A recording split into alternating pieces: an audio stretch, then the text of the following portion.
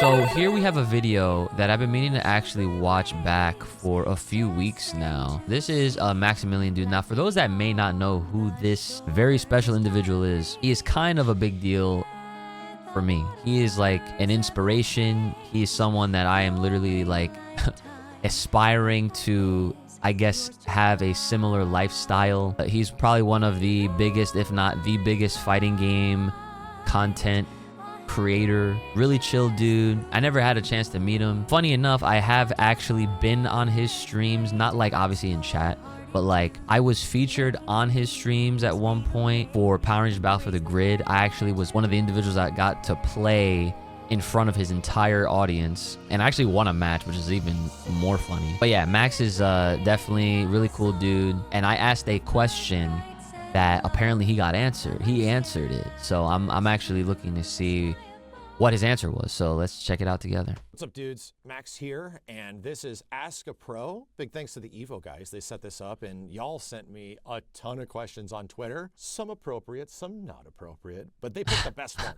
And I'm already seeing some really good doozies in here. So let's get to it. Wow. So that, wait a minute. So you mean to tell me that mine was one of the best ones? Wow. That's crazy. Okay.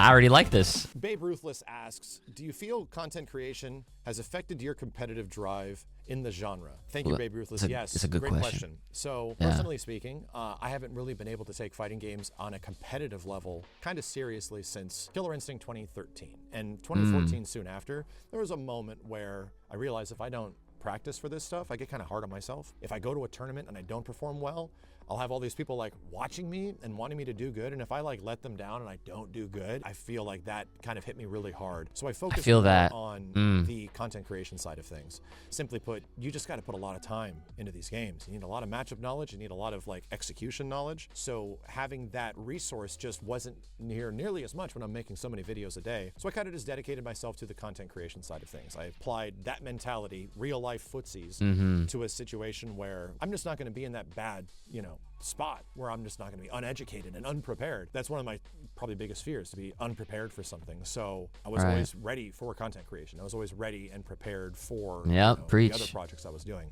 And yeah, it's kind of worked out. That's what's up. UchiGames asks, I'd like to know if there's ever been times where you felt like giving up and what you did to overcome that. And as a creator themselves, they've been at this thing since the mid-2000s, and it's only gotten harder as time passed. So Uchi, you're right.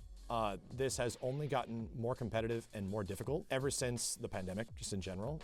Like everybody became a content creator. So don't feel like you're in a unique situation there. Like I feel that too.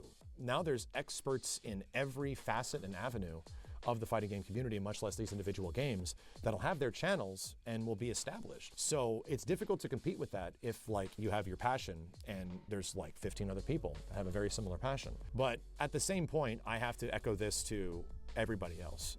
As much as things got more competitive and more difficult in the content creation space, you need to find the things that make you happy. And I know you've been doing this for a while, and people that are getting into this, you need to find the reasons that make you enjoy the fighting games you play, why you like them, and why you like making content around them, and to create the content you want to see. If you're looking at this vacuum of content creation, everybody's kind of doing the same thing nowadays, like me included, you kind of run into a moment where, well, why would anybody watch me particularly if you don't have a big audience? You got to find a way to branch out, and you have to find a unique idea or look in that space to discover the thing that people aren't doing. Maybe you can try doing it. True Underdog says, well, this is...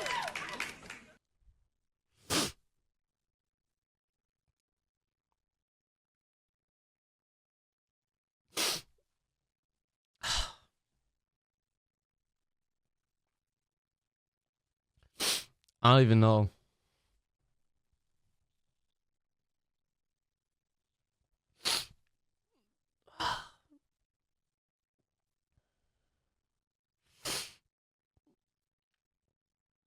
I don't even know why I'm...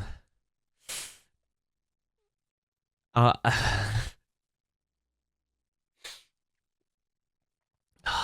God. I think like this might sound like really weird, but like I like high key wanna take that clip and just replay it as often as I need to hear something like that. And it's like really weird because like the fact that it's coming from Max.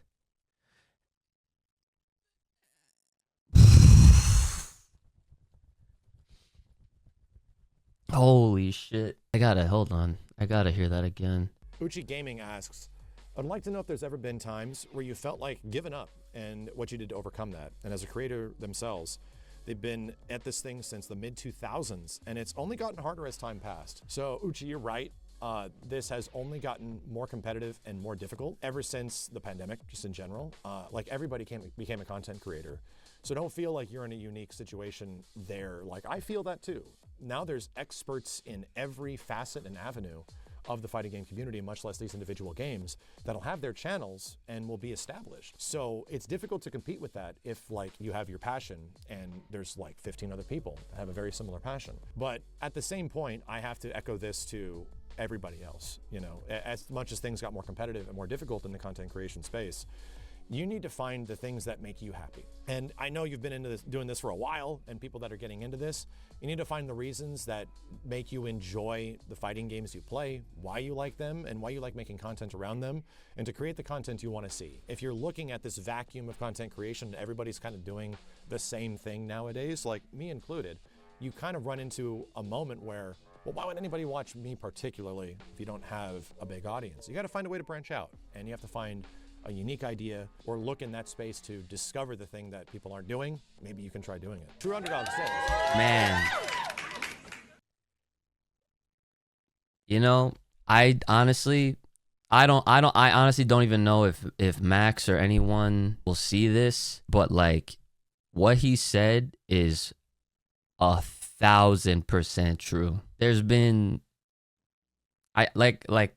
you guys know I've been doing this shit for, like I said in the question, I made sure that I put a piece of myself in that so that it felt real.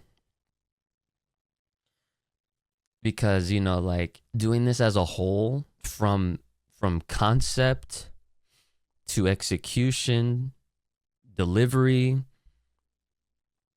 to the post-production, to uploading and doing it all over again. Like that is what makes me happy. And to enjoy what I love with all of you guys, that is what makes me happy. I don't know like what happened when I was young that I instantly just found my purpose in life. I felt like, as weird as that might sound, but I've been at this for a very, very long time. And of course, it can be very heartbreaking, very earth-shattering. Like, there has been times where I've actually felt like I was getting somewhere and then to just fall, you know? To just straight up fall. And like, you know, I've had spurts of like, you know, it seems like some things are working and then like it doesn't, and then, you know, it's like it does a lot up here and here, and like I would be lying to all of you guys, and obviously like you already know, like I cake the realism into what I do, like the real ones, all that shit, like that's not just slogans. You know, I don't even have t-shirts. Like I don't, because it's not a part of the cards right now. Like I want to make sure that everyone knows that what I'm doing and how I am is me, you know?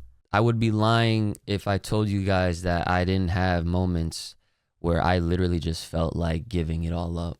Like I know he's obviously, this is a YouTube video that he did weeks ago, that they put out weeks ago. And as a matter of fact, I'm pretty sure he's live right now. And like, I don't sub to a lot of people. I mean, obviously like it costs money. Max is one of those people that I sub to because he is a genuine guy. But to see him on my screen, he addressed me and he told me some shit that like I've been holding and I've been feeling for a very long time. I was I guess I wasn't ready. I wasn't expecting what he said to just bring all of this out. And I'm sorry, I wasn't planning on, you know. Oh.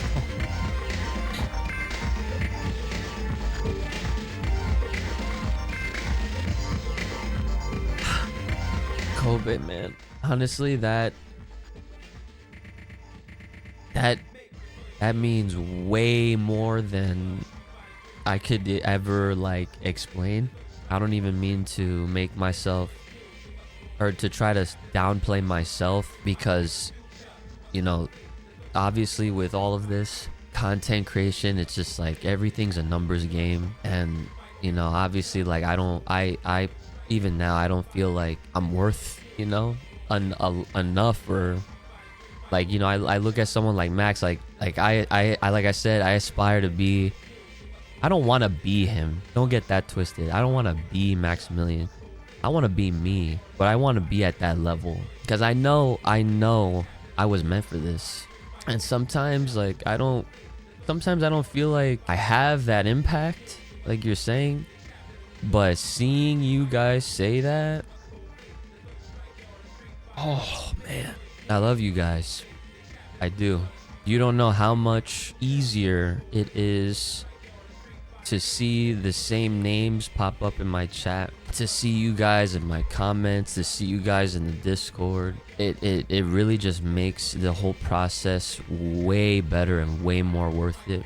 And the things that Max said, to, even though he was answering, I mean, obviously, like I did not expect to be the second question in this video that's like basically like 27 minutes long. He was giving advice to everybody, but like I felt like he was talking to me, and like what he said is things that like I resonate with 100%. And like, you know, I have been doing my best to adapt, to evolve, kind of go with the times, and that doesn't necessarily mean I have to start doing dumb shit in public or playing a game that I don't actually like. I already have a lot of plans that I want to bring to life, that I feel like if I'm able to properly execute it in the way that I envision it, who knows? The only thing I do know is that it will be fun, like he said. And as long as you guys are there, I will have fun, because I know that this is what I want to do. I thank you guys so much for being so nice to me and to supporting me and believing in me. That's the biggest thing. Yeah, that shit hit. I really hit. What a moment. What a moment. I was, who would have thought on a random Thursday, guys? Who would have fucking thought? This is just the beginning. You're right. When he said, like, why would people watch me versus anyone else when there's all these other people and there's all these experts and all that stuff, like, hearing someone like Max say that, it's like validating, you know, because it's like I've had all of those thoughts. Everything he said, I have thought at least a couple times each, because that is the nature of this entire beast of being a content creator. And even when he spoke on the tournament, the competitive side of it, like I always wanted to be so good at anything I played that I could win an event, you know, because that's of course like the sky that it'll skyrocket you to just doing whatever, you know, like the sky's the limit at that point. But then it's like, nah, like number one, I'm ass right, let's be honest, I'm not that great. And two,